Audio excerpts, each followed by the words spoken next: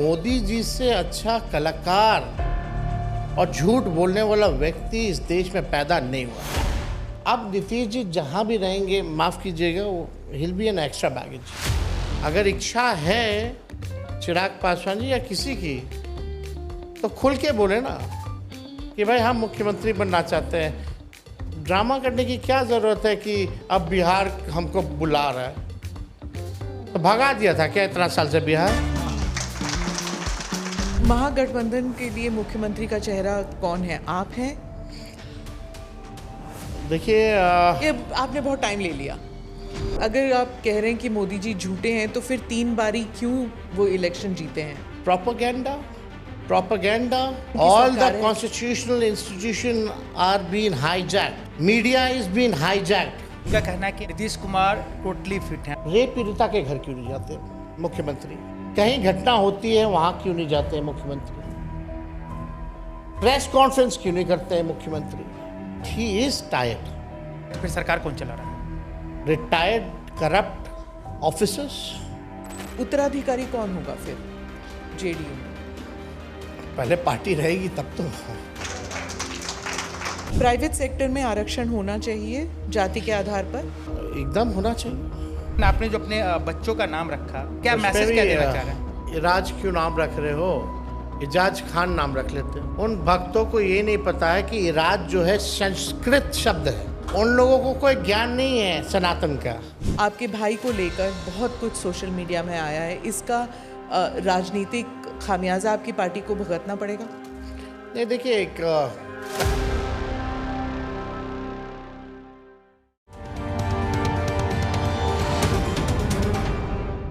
Namaste, Jai Hind. You're watching or listening to another edition of the ANI podcast with Smita Prakash.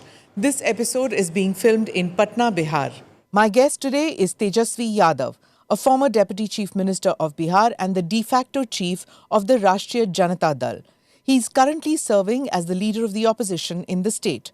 Before entering politics, Tejasvi was a professional cricketer. Today, he is seen as a political heir of Lalu Prasad Yadav and a key player in shaping Bihar's future. I'm joined in this episode with Mukesh, my colleague. Tejasvi ji, congratulations pehle to. You become a father again, second time. What did it feel like? बहुत बहुत शुक्रिया। अब ये खुशी जो है शब्दों में बयां की नहीं जा सकती। You need to have a experience of it. बहुत ही अच्छा लगा। सब लोग, माता पिता मेरे और बहनें वगैरह सब लोग थी, और एक अलग ही खुशी का एहसास है जो शब्दों में बयान नहीं किया जा सकता। अब लगता है कि अब थोड़ी रिस्पॉन्सिबिलिटी जो है और बढ़ गई है। बढ़ गई है। हाँ। लेकिन आपकी बेटी उन्हें समझ में आया कि हाँ, भाई है? हाँ हाँ हाँ। What was her reaction? Touchwood, she is very intelligent and she understands. हाँ।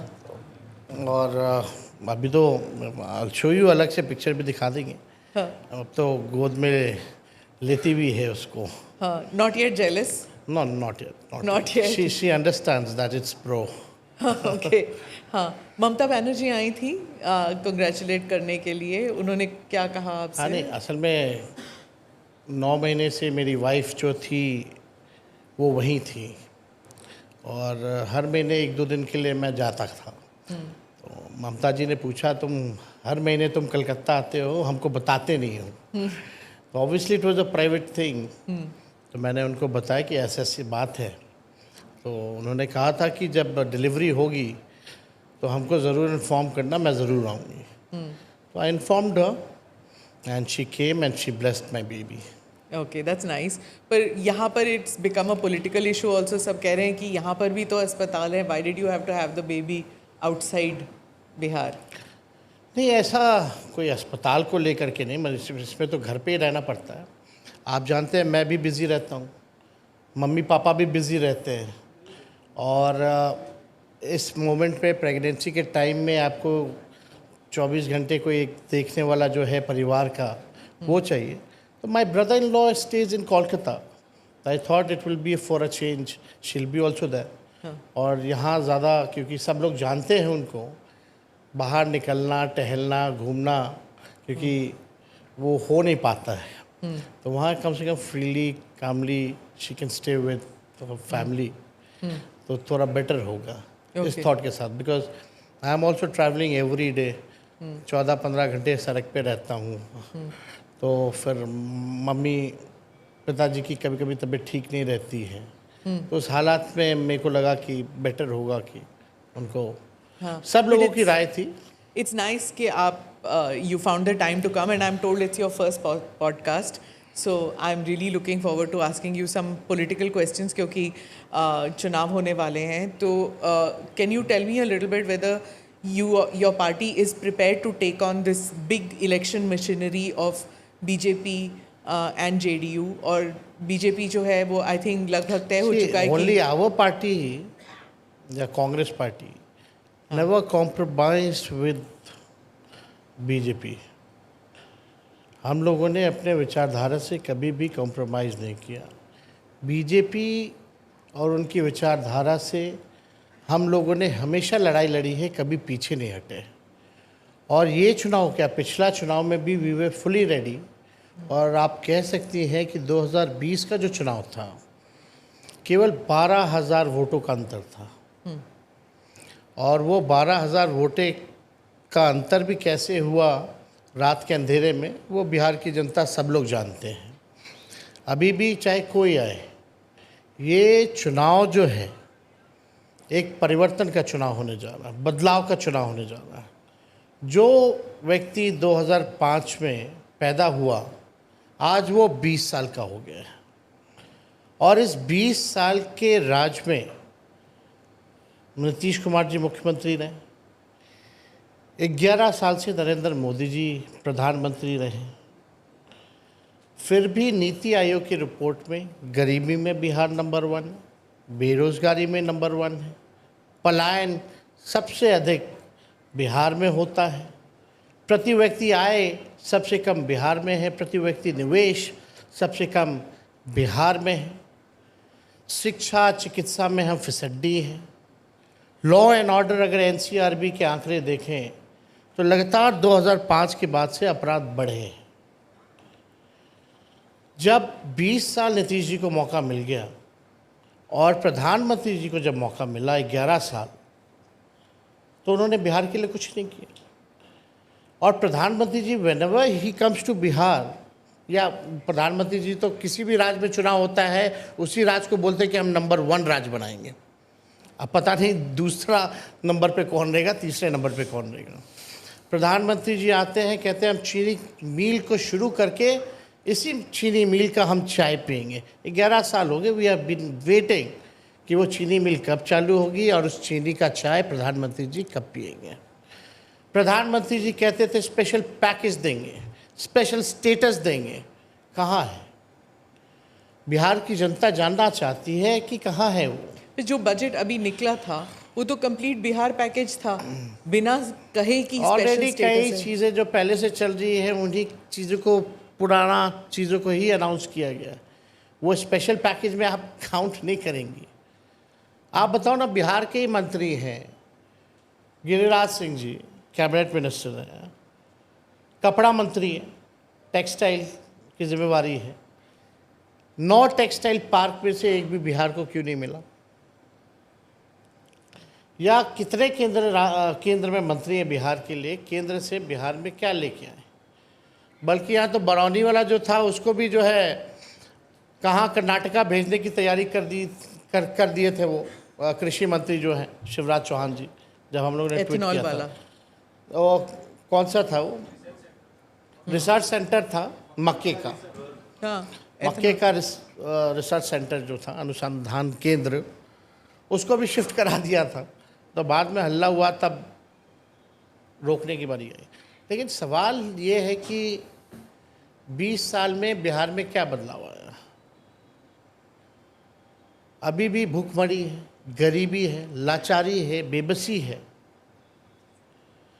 आखिर बिहार में हम तो ये सरकार से पूछते हैं, आप 20 साल राज में रहे, केंद्र में 11 साल, एक काम बता दीजिए जिसमें देश में बिहार नंबर 1 है। उनकी तो पूरी फेहरिस्त है। वो कहते हैं कि मतलब बेस्ड ऑन व्हाट? लिस्ट तो कुछ कखा लिख देंगे वो लोग, उससे क्या होता है? ज़मीन पे क्या है?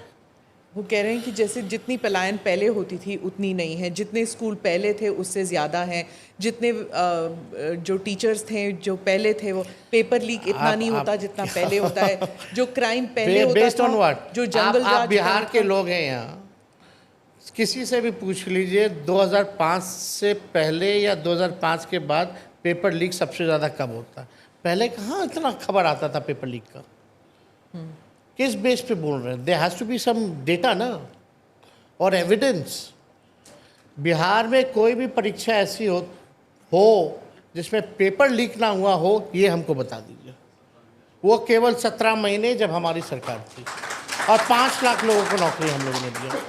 क्या कह रहे हैं वो कि स्कूलें बना दी, बिल्डिंग बने होंगे, लेकिन उसमें टीचर कहाँ है? टीचर तो हम आए हैं 17 महीने, तो 5 लाख टीचरों को नौकरी पे हम लोगों ने देने का काम किया, तब भरने का काम किया हम लोगों ने। अभी जो बच्ची जिसके साथ रेप हुआ और निर्मम हत्या कर दी गई, पीएमसीएच में उसको जगह नहीं मिली, 4 घंटे बाहर रही, उसकी मृत्यु हो गई, बल्कि कंडीशन ठीक थी, बच सकती थी। हम उसके परिवार के यहाँ गए, प्रधानमंत्री जी कहते हैं, मुख्यमंत्री कहते हैं सबको घर बना के दे दिया पक्का मकान, उसका घर तो झोपड़ी में था। हम शहीद के यहाँ गए तो वहाँ शौचालय नहीं था, और ये बोलते कि शौचालय बना दिया। ये केवल ठगने का काम करते हैं, और मोदी जी से अच्छा कलाकार और झूठ बोलने वाला व्यक्ति इस देश में पैदा नहीं हुआ। काला धन लाएंगे, काला धन लाएंगे, 15-15 लाख रुपए खाते में देंगे, हर साल 2 करोड़ नौकरी देंगे। कहाँ है ये पर चीज़ें? अगर ऐसे, अगर आप कह रहे हैं कि मोदी जी झूठे हैं, तो फिर 3 बारी क्यों वो इलेक्शन जीते हैं? प्रोपेगेंडा, पन प्रोपेगेंडा। 11 साल से उनकी All सरकार the है। constitutional institutions are being hijacked. Media is being hijacked. खुल के हम लोगों को कहना पड़ेगा। आप रोज तो टीवी पे होते हैं, सच तेजस्वी सच जी। की बातें आपको नहीं लगता स्मिता जी? जितना रोज तो आप टीवी पे हैं, कहाँ से हाईजैक हुआ है मीडिया? रोज आपका बाइट चलता है, रोज आपका स्पीच बाइट चलता चलता है। है, आप लोग तो खाली सवाल हमसे करती हैं ना, तब चलता है।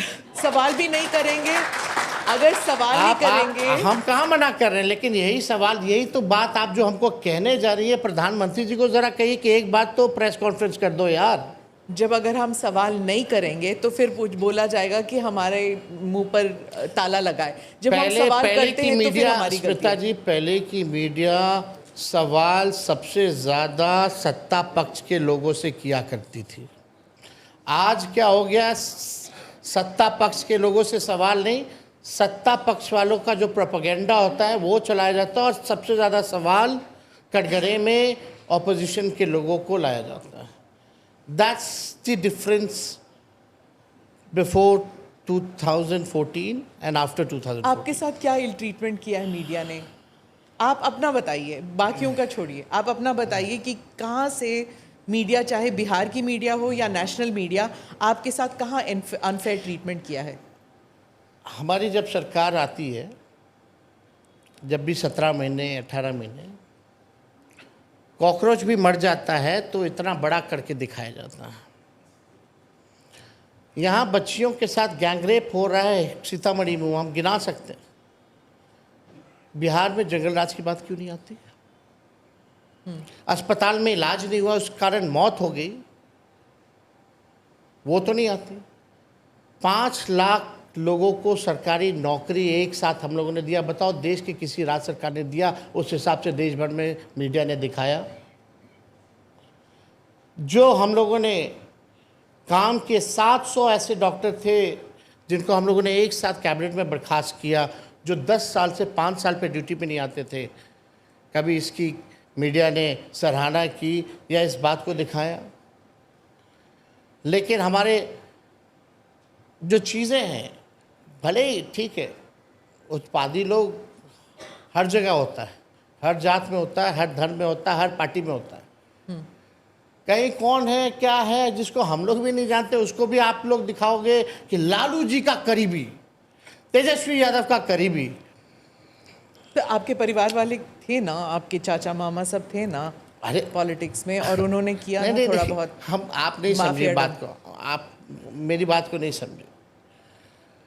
कोई भी व्यक्ति, कोई भी घटना होता है, आरजेडी या अपोजिशन से लोगों को जोड़ दिया जाता लिंक है, किया जाता है। अच्छा। लिंक कर दिया जाता है, और अपने राज को, जो हम लोगों की सरकार थी, उसको एक रूप दिया जाता है कि महाजंगल राज है। बाहर नहीं निकलते थे लोग, बाहर नहीं निकलते थे लोग, उठा के ले जाते थे। ज़रा उदाहरण दीजिए और कंपेयर कराइए। How will you compare law and order?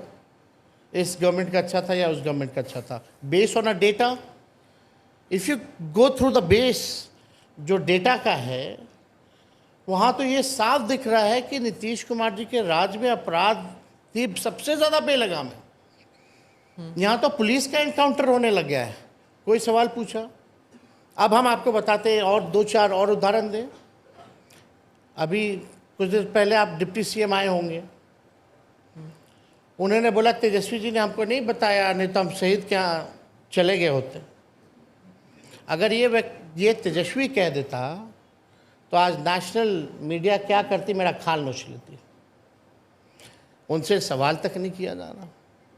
अब डिप्टी सीएम को नहीं पता कि एयरपोर्ट पे पार्थिव शरीर आ रहा है, जाके सम्मान देना है। और यही नहीं, जो रेप कांड हुआ था अभी, उसमें डिप्टी सीएम कहते हैं कि भाई जो परिवार के लोग हैं उनको बोलते हैं माँ कसम खाओ, बहन कसम खाओ, कोई चर्चा नहीं होती।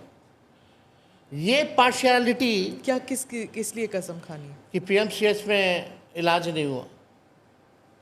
परिवार का आरोप था कि 4 घंटे 5 घंटे हमको बाहर रखा गया, जो कि सच था। तभी ना आप डिप्टी सुपरिटेंडेंट को हटाए हो, और उनके ही घर जाकर के आप पूछते हो कसम खाओ, तुम झूठ बोल रहा है।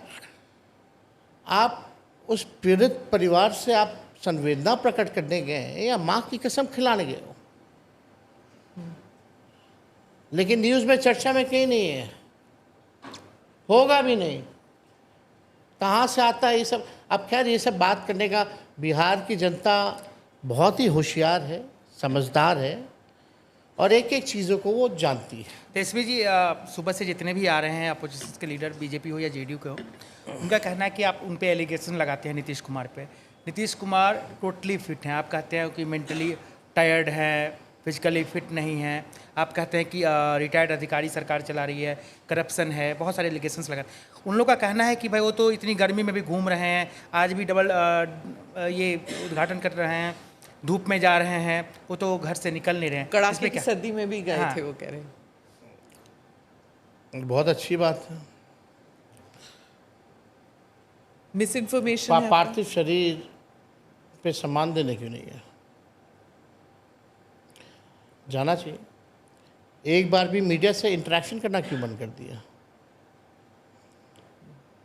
आप लोगों ने कभी ये देखा कि नीतीश जी अब मीडिया के सामने कोई कुछ नहीं बोलते? और कई बार डेप्यूटी चीफ मिनिस्टर अगर मंच पे खड़े हों, अधिकारी अगर खड़े हों, तो उनका हाथ क्यों पकड़ते हैं? आपने वो वीडियो भी देखा होगा। हाँ। जब राष्ट्रगान चल रहा होता है तो अपने अधिकारियों से हाथ फैला फैला करके बातें करना, ये क्या दिखाता? जब बापू महात्मा गांधी जी के जब सम्मान की बात आई थी, सलामी चल रहा था, तो ताली मार रहा था, और सब लोग हाथ उनको बता रहा था नीचे करो नीचे करो। देखिए, एक उम्र का पड़ाव होता है, और हमको ज़्यादा इस पर, उनके बारे में इस पर टिप्पा टिप्पणी करना ठीक नहीं लगता। But he is tired. आप इस बात को समझिए। प्रधानमंत्री, ये मुख्यमंत्री जी, जब हम लोग बोलते हैं टायर्ड है, तो हफ्ता में 1-2 दिन एक रोड प्रोजेक्ट घुमवा देगा, फ़ोटो खिंचवा लेगा, IPRD वाला से डलवा देगा, फिर दूसरा दिन डबल डेकर अगले हफ्ते लेके चला जाएगा। बस पटना के मुख्यमंत्री आवास से 2-3 किलोमीटर दूरी बस। रेप पीड़िता के घर क्यों नहीं जाते मुख्यमंत्री? हम ये जानना चाहते हैं। कहीं घटना होती है, वहाँ क्यों नहीं जाते हैं मुख्यमंत्री? प्रेस कॉन्फ्रेंस क्यों नहीं करते हैं मुख्यमंत्री? जब पाकिस्तान से युद्ध चल रहा था तब एक बार भी शब्द अगर मुख्यमंत्री जी ने अपने जुबान से बोला तो हमको बता दो। तो आप कहते हैं टायर्ड है, तो फिर सरकार कौन चला रहा है? रिटायर्ड करप्ट ऑफिसर्स, जो भ्रष्ट अधिकारी हैं। ये पीएमसीएच के जो थे सुप्रिंटेंडेंट, वो भी रिटायर्ड ही थे ना। मेरे सरकार गिरने के 2 दिन बाद उनको एक्सटेंशन दे दिया गया। जो चीफ इंजीनियर जो पकड़ा गया था, उसके घर करोड़ों रुपए रेड में, वो रिटायर्ड ही था ना। मतलब ये रिटायर्ड लोग में ऐसी क्या खूबी है जो अभी लोगों में नहीं है? तो स्वाभाविक तौर पर अगर आप देखें तो उत्तराधिकारी कौन होगा फिर जेडीयू में? पहले पार्टी रहेगी तब तो। इस इलेक्शन के बाद पार्टी नहीं रहेगी? ये भी सवाल खड़ा होता है। अगर पार्टी अगर बच गई उसके बाद हम लोग डिस्कस कर सकते हैं।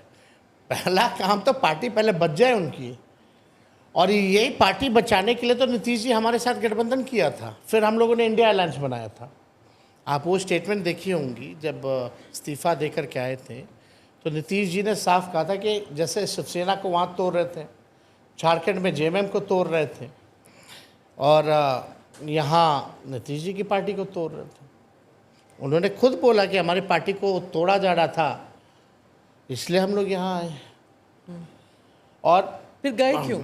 अभी तक समझ नहीं आया हमें कि गए क्यों, आते क्यों हैं, जाते क्यों हैं, ये भी नहीं समझ आता। ये बताओ, आप समझ नहीं पा रही हैं तो उस व्यक्ति को बिहार का गद्दी पे बैठना चाहिए।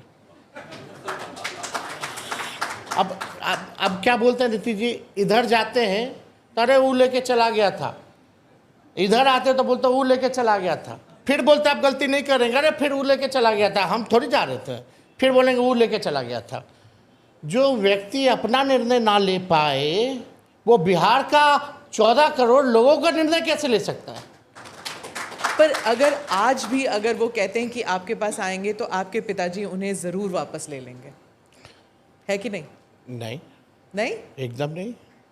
हमारे पिताजी, हम जानते हैं, हमने भी देखा हुआ है, हमने भी राजनीति देखा हुआ ना, हम जानते हैं ना। अगर वो कहें आज, देखिए, एक बार अगर कोई गलती करे तो ठीक है, माफ़ कर देना चाहिए। अब तो उन्होंने 2 बार गलती कर ली, अब तो माफ़ी बनती नहीं। और अब नीतीश जी जहाँ भी रहेंगे, माफ़ कीजिएगा, वो हिल बी एन एक्स्ट्रा बैगेज, बोझ बन करके रहेंगे। और उनकी पार्टी आप मतलब वही है ना, महाभारत में कृष्ण, चलिए मैं नहीं बोलती हूँ, नहीं तो फिर वही बात चलती है ना कि पांडव लेंगे कि सेना लेंगे कि उससे कोई फर्क नहीं पड़ता। वो बहुत सारे उदाहरण हैं। आप महाभारत का नहीं देखे, ग्लाइडिएटर्स का भी दे सकते, इसका भी दे सकते, ग्लाइडिएटर्स का भी दे सकते, हाँ। 300 मेंस का भी दे सकते हैं। हाँ। तो फिर आप जेडीयू को तोड़ के आप अपनी पार्टी में लेंगे, क्या करेंगे? उनके पार्टी के लोग निर्णय लेंगे। कोशिश तो जो देखो, अभी जेडीयू को कौन चला रहा है? बताइए। 1-2-4 लोग हैं जो भाजपा से ही आए थे। वही संजय झा जी अरुण जेटली जी के खास थे, ठीक है, राजनीति से कोई मतलब नहीं था। यहाँ के ऐसे एमएलसी बना दिया गया, मंत्री बना दिया गया, उनको अब राष्ट्रीय अध्यक्ष बना दिया गया, वर्किंग प्रेसिडेंट। नेशनल मिशन पे गए थे वो तो पूरा नीतीश जी छोड़िए, वो तो नीतीश जी जो बोलेंगे, मोदी जी या अमित शाह अगर कह दें तो संजय झा अमित शाह जी की बात मानेगा, संजय झा नीतीश जी की बात नहीं मानेगा। ये बात सच है, और आप फील भी कीजिए, करिएगा थोड़े आने वाले समय में, और आप लिख लीजिए। तो एक तो आप संजय झा का नाम बताएं, और कौन और भी लोग हैं, कौन लोग हैं जो आप जिनके बारे में कहते हैं वो हाईजेक कर लिया गया पूरी सरकार? और सब जो पार्टी बदलता रहता है सब। बिहार में तो सब बदलते हैं पार्टी। नहीं, वो हर जगह बदलते हैं। आप तो हाँ, बीजेपी जब से आई तब से वॉशिंग मशीन हो गई, बदलवाती रहती है। तो कभी ईडी लगा के, कभी सीबीआई लगा के, कभी डरा के, कभी धमका के। तो अभी जो चुनाव होने वाले हैं, तो क्या आपको लग रहा है अगर एनडीए सत्ता में आती है या बहुमत हासिल करती है तो नीतीश कुमार जी मुख्यमंत्री बन पाएंगे? क्या लग रहा है आपको? हमको लगता है कि बीजेपी वाले या कोई भी, अभी हो सकता है और आप सरकार में बैठे हुए लोग आएंगे, भाजपा के, बोलेंगे कि नीतीश जी ही मुख्यमंत्री होंगे, उनके ही नेतृत्व में चुनाव लड़ेंगे, तो उनको बोले ज़रा अमित शाह जी से एफिडेविट पे लिखवा लें कि चुनाव के बाद वही 5 साल के लिए मुख्यमंत्री होंगे। भाजपा जिसके साथ रही है उसको ख़त्म करने में लगी है। आप जितनी भी रीजनल्स पार्टी देख लें, नॉर्थ से साउथ, ईस्ट टू वेस्ट, जो भी भाजपा के साथ रहा है सबको तोड़ा। बिहार में देख लीजिए ना, चिराग पासवान जी की पार्टी का क्या किया भाजपा ने, उदाहरण है बिहार में। वही काम जेडीयू के साथ हो रहा था, और अभी लॉन्ग टर्म प्लान पे वो चला गया प्लान। पहले शॉर्ट टर्म पे था, अब लॉन्ग टर्म पे। तेजस्वी जी, इंडिया अलायंस का क्या फ्यूचर है? इंडिया अलायंस का ही केवल फ्यूचर है, और किसी का नहीं है। ना कोई मीटिंग हो रही है, ना कोऑर्डिनेशन कुछ हो रहा है, कोई इलेक्शन स्ट्रेटजी नहीं है। जब भी होता है, कौन बोला? नहीं हुआ ना, कब हुआ है? हमारी बिहार की बात कर रही है? नहीं, country wide India alliance, national wide. गठबंधन की नहीं बात कर रही, बिहार गठबंधन नहीं, नेशनली इंडिया अलायंस। 2014 से 2025 एनडीए की कितनी बैठक हुई पूरे देश भर में? पर वो इलेक्शन जीते नहीं, रहते हैं। नहीं, वो जीतने की बात नहीं कर रहे। आप कह रहे कोई मीटिंग नहीं हो रही, कोई स्ट्रैटेजी नहीं बन रहा। आप हमको संख्या बताइए तो कितनी बार? स्ट्रैटेजी, उनकी स्ट्रैटेजी होगी, वो इसीलिए तो तभी जीत रहे हैं। बैठक हुई जब इंडिया अलायंस हम लोगों ने बनाया था। उसके बाद मोदी जी ने फिर से पहली बैठक जो है हमारे गठबंधन के बाद बना था। तो इतने साल से क्यों नहीं बैठक कर रहे थे? इतने नंबर है, उनको जरूरत ही नहीं है। ठीक है ना, चुनाव है, जनता मालिक है, चुनना जीतना वो तो जनता पे छोड़िए ना। हार जीत चलता रहता है, उससे क्या है? हम अपने मुद्दे को लेके, अपने विचारधारा को लेकर के लड़ाई लड़ रहे हैं। जनता मालिक है, जिसको चुने जनता जो है वो मालिक है। लेकिन लास्ट 19 के इलेक्शन में और आप देखिएगा 24 के चुनाव में अंतर तो काफ़ी पाया आप लोगों ने। बीजेपी की सीटें कम हुई। जी जी, वो तो 400 पार की बात कर रहे थे, उनकी स्ट्रैटेजी तो काम ही नहीं की। ये भी तो है। बीजेपी कहती है कि आपका जो दुष्प्रचार था इंडिया अलायंस का कि एक संविधान बदल देंगे, उसकी वजह से हुआ था। खैर, वो तो 2024 का इलेक्शन है। अब का जो बिहार इलेक्शन है, जो गठबंधन आपका बनने वाला है, क्या सीट शेयरिंग पर कोई विवाद है या इट हैज़ बीन डिसाइडेड? देखिए, ये गठबंधन की अंदर की बात है, और ये हम लोगों को तय करना है। और एक बार चीज़ें तय हो जाती हैं तभी हम लोग मीडिया को बुला के पब्लिक प्लेटफॉर्म में जी, पर हम लोग पहली रखते बार हैं। राहुल गांधी थोड़े सक्रिय हैं इस बार। उन्होंने यात्रा दैट इज गुड। निकाली। इज द ऑपोजिशन लीडर है ना पूरे देश के, तो जाएंगे क्यों नहीं? प्रधानमंत्री हैं तो प्रधानमंत्री भी जाते हैं। अगर राहुल गांधी जी आ रहे हैं तो अच्छी बात है, लोगों की इश्यूज उठा रहे हैं, जनता की इशू उठा रहे हैं तो अच्छी बात है। लेकिन आप देखिए ना, अभी मांझी जी चिराग पासवान के बारे में क्या कह रहे हैं, उपेंद्र कुशवाहा क्या कह रहे हैं। वो बोलते हम इतना सीट पे लड़ेंगे, वो बोलते इतना सीट पे लड़ेंगे। लेकिन आप लोगों को, आपको नहीं, मीडिया के लोगों को केवल दिखाई देता कि इंडिया में ही तनाव चल रहा है, एनडीए में तनाव नहीं चल रहा। मुकेश जी यहाँ बैठे हैं, इनसे हिस्ट्री निकलवा लीजिए कि कब मांझी जी ने कितने सीटों की डिमांड की, और मांझी जी ने चिराग के बारे में कल क्या कहा, या चिराग जी ने मांझी जी के बारे में क्या कहा, उपेंद्र कुशवाहा ने क्या कहा। इन लोगों में तो हमको नहीं लग रहा कि ऑल इज़ वेल। हमारे यहाँ तो ऐसी कोई बात नहीं है। तेजस्वी जी, कभी आप बहुत नीतीश जी के करीब हुआ करते थे। वो हमेशा बोलते थे कि अब तो यही पार्टी चलाएगा, यही भविष्य है।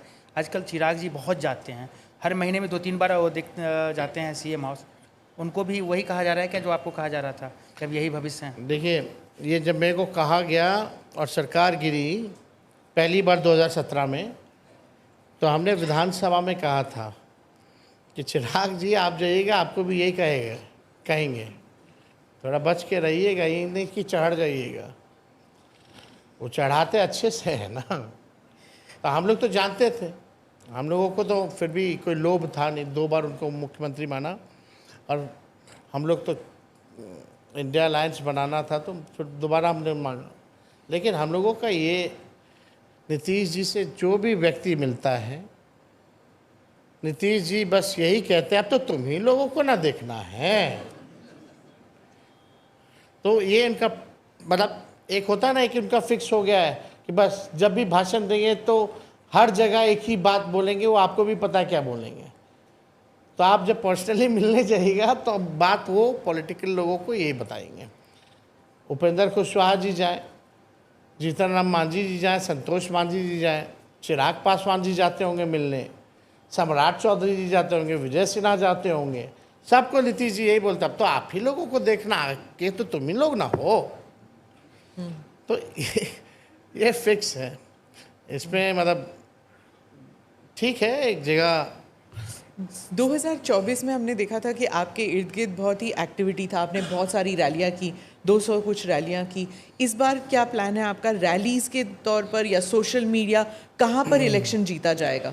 We will see according election commission कितने फेज़ में चुनाव कराती है और कितना गैप देती है चुनाव के प्रचार प्रसार का, उसके ही अनुसार जो है हम लोग अपना कार्यक्रम बनाते हैं और कैंपेनिंग की स्ट्रैटेजी बनाते हैं। लालू जी भी कैंपेनिंग करेंगे?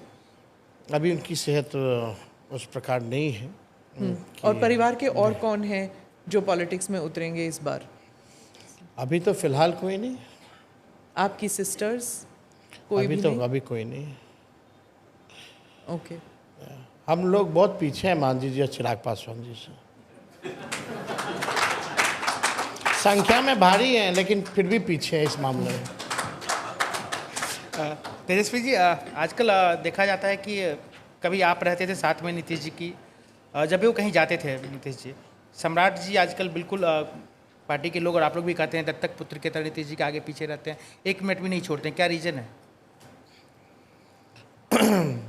अब आएंगे तो उनसे पूछिएगा ना भाई, और जब बोलेंगे तो हमको बैठा दीजिएगा, हम उनको सलाह दे देंगे। अच्छा, एक चीज़ और पूछना है तेजस्वी जी, आप लोग पे हमेशा आरोप लगता है कि भाई आप लोग मुसलमानों के हितैषी हैं, ऐसा अपोजिशन बीजेपी वाले हमेशा कहते रहते हैं, कोई नई बात है नहीं। लेकिन आपने जो अपने बच्चों का नाम रखा, वो बेटी का नाम कात्यानी माता दुर्गा के नाम पे, बेटा का नाम इराज वो हनुमान जी के नाम पे, तो क्या उस पे मैसेज भी, क्या देना चाह रहे हैं? जब इराज हमने नाम रखा, जब लालू जी ने घोषणा की सोशल मीडिया पे, तो कई ऐसे भक्त लोग थे कमेंट करने लगे कि इराज क्यों नाम रख रहे हो, इजाज खान नाम रख लेते, ईरान और इराक रख लेते। उन भक्तों को ये नहीं पता है कि इराज जो है संस्कृत शब्द है और इसका मायने है पवन पुत्र, जो कि हनुमान जी का नाम है। तो उन लोगों को कोई ज्ञान नहीं है सनातन का। जो भाजपा वाले लोग हैं उन लोगों को कोई लेना देना नहीं है, कोई ज्ञान नहीं है, ना कॉन्स्टिट्यूशन का ना ही धर्म का। वो अपना उनका अलग फैशन है। नहीं, सवाल तो यही उठता है ना कि वो MY वाला जो ग्रुपिंग है, इसी की वजह से आप नहीं नहीं, क्या कैसी बात कर रही है? MY कहाँ ग्रुपिंग है? MY मतलब हमको अगर लोग वोट देते हैं तो हम उसको टैग लगा देंगे क्या? नहीं, अखिलेश पे भी यही कहा जाता है ना। क्यों कहा जा रहा है? ये तो गलत बात है ना। अगर पर ये कर्नाटका में भी होता है, ये वोकली का वोट है, ये वोट है। अगर हरियाणा में अगर हरियाणा में, साउथ हरियाणा में जो अहिरवाल क्षेत्र है, अगर बीजेपी सबसे ज़्यादा सीटें वहाँ जीती तो आप MY का नहीं, वहाँ पे भी बोलते हैं जाट वोट है, मुस्लिम वोट है, नहीं, वहाँ भी तो यादव देख नहीं, पर ये I am not saying it negatively. आपका स्ट्रांग पॉइंट है तो MY वोट है स्ट्रांग पॉइंट। भाई, अगर कोई, वही तो हम बोले, अगर कोई वोट देता है तो हम तो उसकी इज्जत करेंगे, सम्मान करेंगे, उसकी बात को उठाएंगे। लेकिन जब 12,000 का ही केवल पिछले बार डिफरेंस था तो हमको तो वोट हर जात हर धर्म के लोगों ने दिया ना, तो हम तो सबकी बात करेंगे ना। आप देखिए केवल कितना का अंतर था, 12,000। मतलब 6-7 सीटें और हमारी होती तो हमारी सरकार होती। 15 सीट का फर्क था ना। आप कह सकते हैं कि 110 पहले था, 4 AIM के आए तो 114 हुए, 122 मेजॉरिटी के लिए चाहिए, तो आप समझिए कि 6 और 2 8, 7-8 सीट। इस बार AIM के कितने लोगों को तोड़ेंगे आप? ओवैसी जी बहुत खफा हैं। अब देखिए, हम कहाँ, हम लोग तोड़ने वाले लोग नहीं है, जोड़ने वाले लोग हैं, हमने जोड़ा है। वो कहने की बात है ना। वो कहने की बात है, तो मेरी कहने की बात ये है कि फिर तो आप वही नीतीश वाली का बात कर रहे हैं ना, नहीं। कि आप वो मेरे को नहीं, ले लोग आए, आए मैं ना। उधर से चला गया। नहीं नहीं, जो देखिए, चारों विधायक अपने मर्जी से आए। हमारी हम तोड़ के उनको क्या दिए हैं जो वो आएंगे, बताइए तो। सरकार में आएंगे तो फिर मंत्री पद मिलेगा कहाँ उन्हें? मंत्री बने वो? अगर आपकी सरकार आती है तो। नहीं, ऐसे थोड़ी होता है कि वो आ जाएगी, वो लोग नहीं जान रहे हैं। उन लोगों को भी तो पता है कि आर्ट कहाँ से आएगा। वो तो अपने मन से है, हमारे पास क्या था देने के लिए। लेकिन उनका ये कहना था कि एक सेकुलर फोर्सेस जो है यूनाइटेड रहे, वो ज़्यादा बेहतर है। तो इस बार इंडिया अलायंस में अगर ओवैसी साहब आते हैं तो आप उनके साथ मिलेंगे? अभी हमारी कोई इस बारे में कोई चर्चा नहीं हुई है, कोई बात नहीं हुई है। अच्छा तेजस्वी जी, क्योंकि बहुत कम सीटों से आपकी सरकार बनते बनते रह गई थी, उस पर आपने कई एलिगेशंस लगाए थे, वो बाद में पूछेंगे। लेकिन हम जानना चाह रहे हैं कि आपको कोई मलाल है, क्योंकि आपने बड़ा अच्छा परफॉर्म किया, आरजेडी ने, लेफ्ट ने भी किया, लेकिन कांग्रेस को आपने जितनी सीटें दी उसके अकॉर्डिंग अगर देखा जाए तो आपकी लुटिया तो उसने डुबो दी। कहने के लिए लोग कहें वो अलग बात है, लेकिन हम सब लोगों ने कमेटी बनाई है, कोऑर्डिनेशन कमेटी बनाई है, सब कमिटीज़ बनाई हैं, और लास्ट एक्सपीरियंस के बाद विनेबिलिटी को देखते हुए आगे उसी हिसाब से will make a strategy and will work together, और मिल करके हम लोग काम और चुनाव दोनों लड़ेंगे, और कमियों को, जो भी कमियां होंगी हमसे या किसी से भी, उस कमियों को भी दूर किया जाएगा। तभी ये कमिटीज़ वगैरह हम लोगों ने बनाई है, क्या एजेंडा रहेगा, क्या लोगों के मुद्दे रहेंगे, इन सब पे काम चल रहा है। चाहे सोशल मीडिया हो, हमारा प्रेजेंस कैसा होना चाहिए। तेजस्वी जी, सबके सोशल मीडिया की बात करते हैं तो जब आपके पिताजी जब पॉलिटिक्स में सक्रिय थे तो उस वक्त सोशल मीडिया नहीं था, तो लोगों की प्राइवेट लाइफ्स के बारे में इतना पता नहीं होता था लोगों को। अब बात बदल गई है, आप अगर डिनर भी खाने जाते हैं तो सोशल मीडिया में फ़ोटो आ जाएगा। आपके भाई को लेकर बहुत कुछ सोशल मीडिया में आया है, इसका राजनीतिक खामियाजा आपकी पार्टी को भुगतना पड़ेगा? नहीं, देखिए, एक प्राइवेट चीज़ें अलग है, पर्सनल चीज़ें अलग है। अगर हम यहाँ नरेंद्र मोदी जी के परिवार के बारे में बात करें कि यशोदा बहन उनके साथ क्यों नहीं रहती हैं, तो अच्छा नहीं लगेगा। That is a private thing, और and I don't want to do a politics जिससे देश या बिहार के लोगों का, इससे क्या भला होने वाला है, बताइए। नहीं, पर उनके प्राइवेट लाइफ को भी सोशल मीडिया में उछाला गया था। अब देखिए, ये उनकी प्राइवेट लाइफ है, उनकी बातें आई हैं। जहाँ तक मेरे बच्चे की नाम की बात आई थी, हमने अपने पक्ष को रखा है। जो भी होगा वो अपने पक्ष को रखेंगे, और बाकायदा लालू जी ने जो निर्णय लिया है उस पर हम लोग सब लोग मानने वाले लोग हैं। मैं एक दो सवाल स्टूडेंट से पूछूंगी। कुछ, हाँ, there is a girl right at the back, mike दे दीजिए उन्हें। गुड इवनिंग एवरीवन, मेरा नाम अंजलि कुमारी है। मेरा सवाल आपसे ये है कि आपको क्या लगता है बिहार के पॉलिटिक्स में सही मायने में नए चेहरों को मौका मिल रहा है, और आपकी पार्टी में नए चेहरों के लिए क्या स्कोप है, और आपके लिए क्या अहमियत है नए चेहरों की? मतलब ये युवा की बात कर रही है। नहीं, अगर पॉलिटिकल फैमिली का कोई ना हो, जैसे आपने बाकियों के बारे में कहा, और सामने कारी शोएब है, सामने राजेश जी हैं, और हमारे इस बार पिछले बार सबसे ज़्यादा नौजवानों को हमने टिकट दिया था जो हमारे परिवार के भी नहीं थे, और सब चुनाव जीत के हैं। सबसे युवा विधायक अगर कोई है तो हमारे दल के हैं।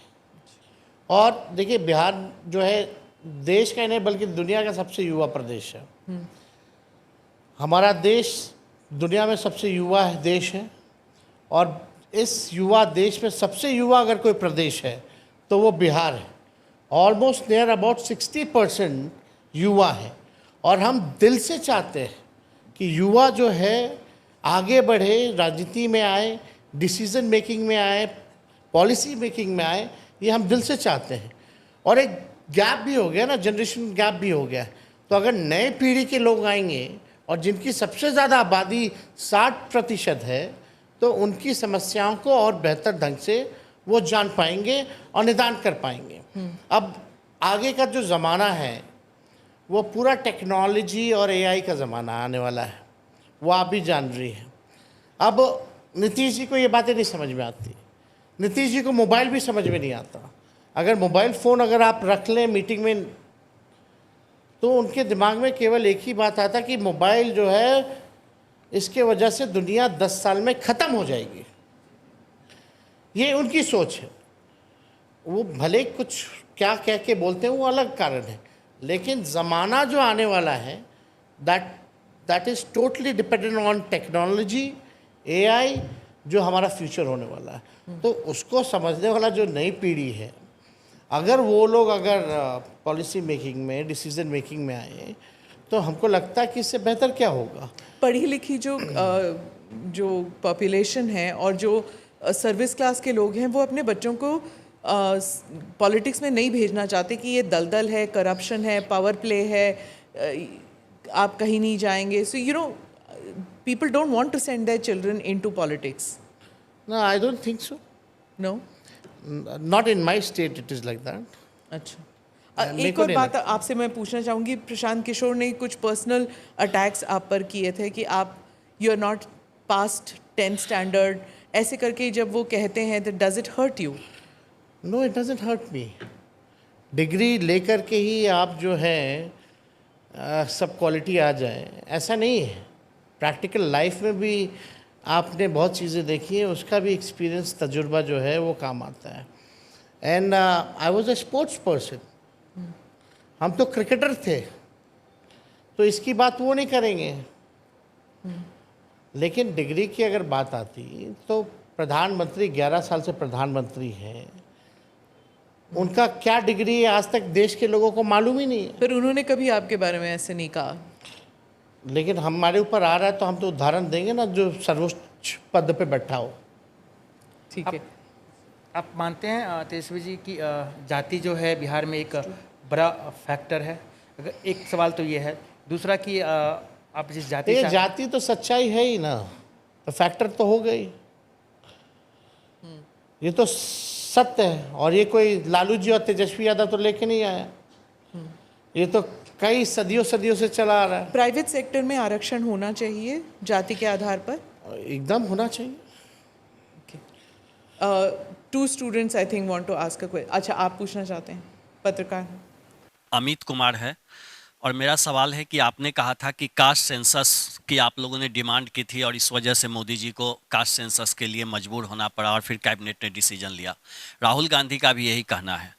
और आपको क्या लगता है कि क्या वाकई आपके दबाव में या फिर कांग्रेस पार्टी के दबाव में कास्ट सेंसस बीजेपी को कराना पड़ रहा है? देखिए, यही मोदी जी हैं जो कहते थे कि ये कास्ट सेंसस जातीय विध्वंस पैदा करेगा। अब वो क्यों मजबूर हो गए करने को भाई? क्योंकि जातीय गणना जो है, कास्ट सेंसस जो है, वो सच्चाई जो है देश की वो बताएगा। इसमें हमने पहले भी कहा है, कौन मजदूरी करते हैं, कौन भूमिहीन है, कौन गरीब है, कौन जात के लोग हैं सबसे ज़्यादा, कौन जात के लोग को सरकारी नौकरी कितना है, कितने लोग जो है ठेला धोने का काम करते हैं, कचरा साफ करने का काम करते हैं। ये सारा पिक्चर जो है सामने आएगा, और अकॉर्डिंग टू दैट वो डेटा लेकर के आप जो साइंटिफिक डेटा जो आएगा, आप बजट आप उस हिसाब से बना सकते हैं। किसको कितनी ज़रूरत है उस हिसाब से आप जो है अपना आप बजट बना सकते हैं। लेकिन ये इशू जो है लालू जी ने कई एक बार उठाया, और जब देवगौड़ा जी थे प्रधानमंत्री, उस समय जनता दल के अध्यक्ष मेरे पिता होते थे, और उन्हीं के कैबिनेट में ये तय हुआ था, क्योंकि हर 10 साल बाद आपका 10-11 साल बाद जो होता है प्लानिंग कमीशन, वो सेंसस होता है। अच्छा, तो 2001 यानी 97 में ये निर्णय लिया गया था कैबिनेट में कि जो अगला सेंसस जो होगा, यानी 2001 उस समय के हिसाब से, उसमें जातीय जनगणना ये लोग कराएंगे। 2001 में प्रधानमंत्री बने अटल जी, और भाजपा की सरकार ने इसको मना कर दिया, निर्णय को बदल दिया। आज भी अगर ये जो नरेंद्र मोदी जी का जो कैबिनेट नोट है, ये 97 वाले ही नोट के आधार पर ही बना है।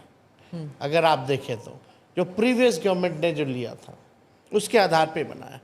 तो उस समय तो राष्ट्रीय अध्यक्ष जनता दल के लालू जी थे, ये हम लोगों का दल का निर्णय था। और एक बार नहीं, यूपीए की भी सरकार रही तो उस समय भी नेताजी, शरद जी, लालू जी ने आवाज़ को उठाया, सड़कों पर भी हम लोग आए। और यहाँ बिहार में हम लोगों ने तो दोनों हाउस में पास करवाए मेरे प्रस्ताव पे, और मेरे प्रस्ताव पे प्रधानमंत्री जी से हम लोग सब लोग मिलने गए थे। मुख्यमंत्री जी के नेतृत्व में मेरा ही प्रस्ताव था कि अगर वो ना माने मोदी जी तो हम लोग अपने बलबूते, अपने राज्य सरकार अपने खर्च पे कराएंगे, जो किया। तो ये तो क्रोनोलॉजी है। और उस समय भी जब हम प्रधानमंत्री जी से मिलने गए थे तो हमने जितने भी नेता थे, देश भर के बड़े नेता, उन सबको चिट्ठी हमने लिखा था। वो सारा आप देख लीजिएगा, सारा सब कुछ है। अच्छी बात है कि राहुल गांधी जी भी इस मुद्दे को बखूबी मजबूती के साथ जो है उठा रहे हैं। तेजस्वी जी, लेकिन सवाल उठ रहा है कि जो मुद्दे आप उठा रहे हैं वो भी राहुल गांधी बिहार में आके मुद्दे उठा रहे हैं। जैसे कि आपने कहा कि 2500 अच्छा, रुपये देंगे। राहुल जी कुछ कहेंगे, हम कुछ कहेंगे तो ठीक लगेगा? उन्होंने अलग से अरे एक ही अलायंस में ना है, नहीं, उन्होंने तो तो अलग हमारा मुद्दा तो हम लोग तय कर लेते हैं ना, थोड़ी हर चीज़ सड़क पे जाके तय करना। अच्छा, एक ऑडियंस से एक सवाल ले लेते हैं, एक दो सवाल, फिर आपको तो मौका मिलता ही है सवाल पूछने का। Good evening everyone. मेरा आपसे ये सवाल है कि एज अ मीडिया स्टूडेंट हमारा जो सेक्टर है मास मीडिया एंड कम्युनिकेशन, इसके लिए एक तो कॉलेजेस बहुत कम हैं और प्राइवेट यूनिवर्सिटी है, लेकिन गवर्नमेंट यूनिवर्सिटीज़ है पर वहाँ पे इतनी सुविधाएं नहीं है। जैसे कि दिल्ली में दिल्ली यूनिवर्सिटी, लखनऊ में लखनऊ यूनिवर्सिटी है, बट पटना में एक भी सेंट्रल यूनिवर्सिटी नहीं है। तो इसके लिए आपका क्या रोड मैप होगा? देखिए पहली बात तो मीडिया में नौकरियां नहीं है, तो इतने कोर्सेज करो ही मत आप। लेकिन इनको करना है आजकल तो बस चैनल खोल लो बस यूट्यूब पे। लेकिन उसके लिए कोर्स भी नहीं करते। लेकिन जायज़ बात है, व्हाट प्रोफेशन जिनको इसमें आना है, अगर वैसी सुविधाएं अगर हमारे राज्य में नहीं है तो क्या होना चाहिए? आप जानते हैं कोटा है, पढ़ने वाला भी बिहारी, पढ़ाने वाला भी बिहारी, खाना बनाने वाला भी बिहारी और गार्ड भी बिहारी, इंफ्रास्ट्रक्चर बस है वहाँ। यहाँ उस हिसाब का एजुकेशनल हब जो है बनाया जा सकता है, लेकिन है नहीं। हमने पूछा भी, यही सवाल पूछा, उन्होंने कहा कि अब कोटा से सब यहाँ पे आते हैं पढ़ने के लिए और पढ़ाने के लिए। अब पता नहीं, अब तो कोटा जाके देख लीजिए खाली हुआ है कि नहीं। कोविड के टाइम में तो हम देख रहे थे कि भाजपा के नेता ही जा जा करके अपने बच्चों को ला रहे थे। झूठ बोलना इनकी कला है और उसमें माहिर है। वो कौन बोले? विजय सिन्हा। नाम नहीं लूँगी, अब जब पॉडकास्ट चलेगा अब तक देख लीजिएगा। तो सारे आके वही कह रहे थे कि वहाँ पे अब कोटा खाली हो रहा है, कोटा के सारे बच्चे यहाँ आ रहे हैं। जो बच्ची सवाल पूछी है उसी से जवाब ले लीजिए। देखिए, पीड़ा होती है। बिहार से लोग पलायन किन कारणों से करते हैं? पढ़ाई के लिए करते हैं, हेल्थ के लिए करते हैं, चिकित्सा के लिए करते हैं और रोज़गार नौकरी के लिए करते हैं। अगर हम एजुकेशनली अगर अपने बिहार को इस हिसाब का बना लें, हेल्थ वाइज ऐसी फैसिलिटीज़, सुपर स्पेशलिटीज़ हॉस्पिटल अगर हम लोग दे दें तो ये पलायन जो है वो रुक जाएगा और रोज़गार नौकरी की भी व्यवस्था होगी और बिहार का जो रेवेन्यू है बिहार में ही खर्च होगा, तो बिहार में घूमता रहेगा पैसा भी, उससे भी फ़ायदा है। तो हमको लगता है कि जैसे आगे हम लोग इस पे चर्चा कर रहे हैं अभी, क्योंकि अभी कमेटी बनी है पॉलिसी में, कि अगर हम कोचिंग इंस्टीट्यूशंस को अगर हम लोग इंडस्ट्री का अगर दर्जा देते हैं तो कितना सक्सेसफुल रहेगा। तो इस पर वी आर डिस्कसिंग, और जो भी होगा आगे एजेंडा हम लोगों का मैनिफेस्टो, उसमें वी विल इंक्लूड इट। आप इंट्रोड्यूस कीजिए अपने आप को और सवाल पूछिए जल्दी से। गुड इवनिंग एवरीवन, मेरा नाम अनमोल गुप्ता है। तो मेरा आपसे यह प्रश्न है कि आप युवा नेता हो, आपका यूथ में क्रेज़ बहुत ज़्यादा है, बट एज अ यूथ हम आपकी बातों पर कैसे भरोसा करें? क्योंकि बातें तो सब करते हैं। आप 17 महीने देखे मेरे को? जी, 17 महीने का काम देखा आपने मेरा? अस्पताल में कोई मंत्री छापा मारता था क्या? कोई बीजेपी का मार रहा है? 5 लाख सरकारी नौकरी लगी। आईटी पॉलिसी हमने बनाया, स्पोर्ट्स पॉलिसी हमने बनाया, टूरिज्म पॉलिसी हमने बनाया। 20 साल से सरकार को पता ही नहीं था ये पॉलिसीज़ भी ज़रूरी है। जो पढ़ा लिखा उसको भी नौकरी मिला, और स्पोर्ट्स पॉलिसी के तहत 73 ऐसे खिलाड़ियों को भी हमने डीएसपी और अधिकारियों के पद का प्रावधान किया है जिसमें उनको नौकरी मिले हैं, जो बिहार और देश के लिए गोल्ड मेडल लाने का काम किया। देखिए, फोकस एजुकेशन का रहा है, हेल्थ का हम लोगों का रहा है, नौकरी रोजगार का रहा है। 50,000 करोड़ का इन्वेस्टर मीट करा के 50,000 करोड़ का बिहार हम लोगों ने एमओयू साइन करवाया। एसटीपी जो जल जमाव की स्थिति होती थी शहरों में, 18 ऐसे शहरों को हम लोगों ने एसटीपी जो है वो देने का काम किया। हम लोग देखिए जो 17 महीने में काम किया वो इन लोगों ने अब तक नहीं किया, चाहे आरक्षण बढ़ाने की हो या जाति आधारित गणना हो, जो मानदेय बढ़ाने की बात हो, सारे काम को हम लोगों ने किया है। लेकिन लोग हमारे पास आते हैं, लोगों को उम्मीद है, विश्वास है, भरोसा है कि कभी लाठी पड़ती है तो तेजस्वी के पास लोग आते हैं। क्यों आते? क्योंकि उन नौजवानों का भरोसा है हमारे ऊपर, और हम लोग चाहते हैं कि नौजवानों की बात को जो है रखा जाए। नौजवानों का क्या इशू है? पढ़ाई, दवाई, कमाई, सिंचाई, सुनवाई और कार्रवाई वाली सरकार का ये इशू है, और इसी बेस पे जो है हम लोग काम कर रहे हैं। छात्रों के लाइफ को बेहतर हम लोग बनाए। 17 महीने में पेपर लीक नहीं हुआ, लेकिन मेरे हटने के बाद और उससे पहले पेपर लीक हमेशा होता था। तो ये तो सच्चाई है ना। तो आप अगर देखें तो थोड़ा अध्ययन करना पड़ेगा आपको, लेकिन और जो लोग हैं वो लोग क्या किए हैं इसका भी अध्ययन कर लीजिए। आप ज़रा सवाल पूछिए सम्राट चौधरी जी से, बीजेपी के, नीतीश जी का छोड़ो, बीजेपी के 2 डिप्टी चीफ मिनिस्टर हैं।